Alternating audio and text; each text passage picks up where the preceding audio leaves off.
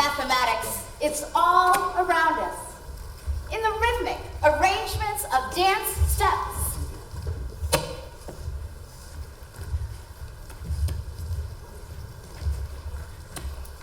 In the velocity and acceleration of the moving body. In the flowing shapes of arms and legs. In the sculpture of bodies in balance. But too often, it is assumed only to be a male world. There is also mathematics in the patterns and sequences of young girls' clapping games. In the intuitive measurements of cooking. In the complex stitches of knitting and crochet, or the circular symmetry of the very knitting circles themselves. Women, as well as men, have joyously participated in the exquisite abstractions of mathematics.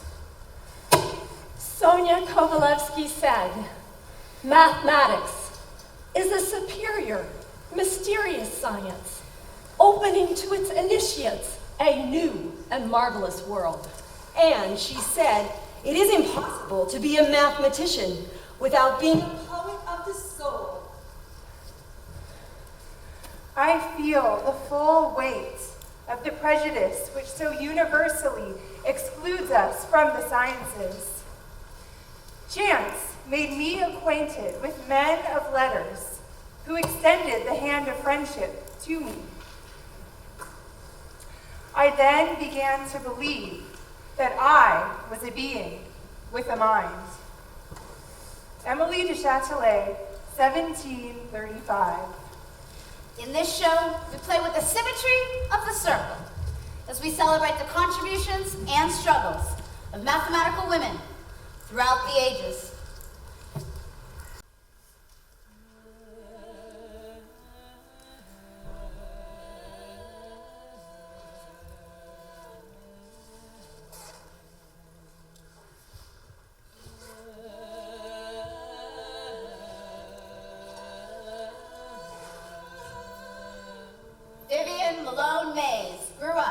Segregated schools in Texas.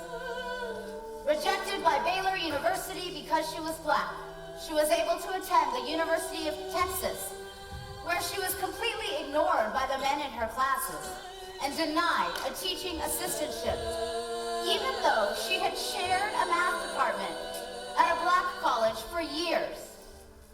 The famous mathematician R.L. Moore refused to have her in his class because he refused to teach black students and because he said educating women was a waste of money.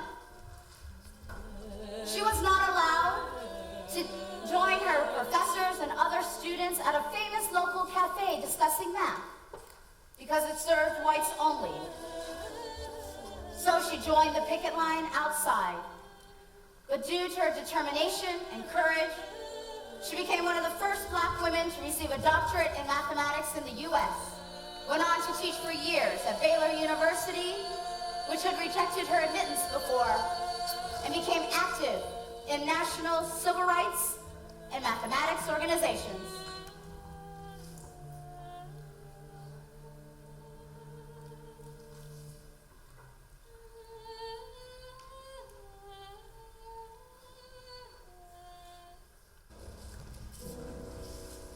I've always liked math.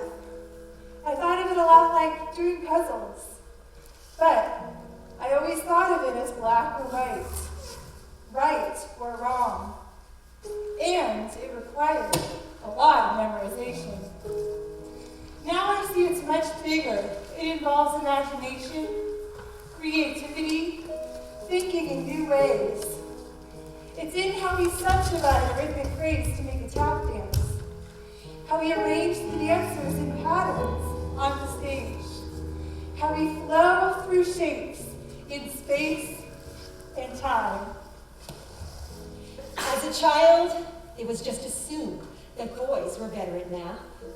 The stereotypes and the teaching of the subject itself were very limiting. I'd never thought of myself as a mathematician, but as an artist. Yet, I've come to know that as a dancer, choreographer, human being, we are immersed in a universe of mathematical concepts. We live, breathe, and exist. I now have the vocabulary to understand this.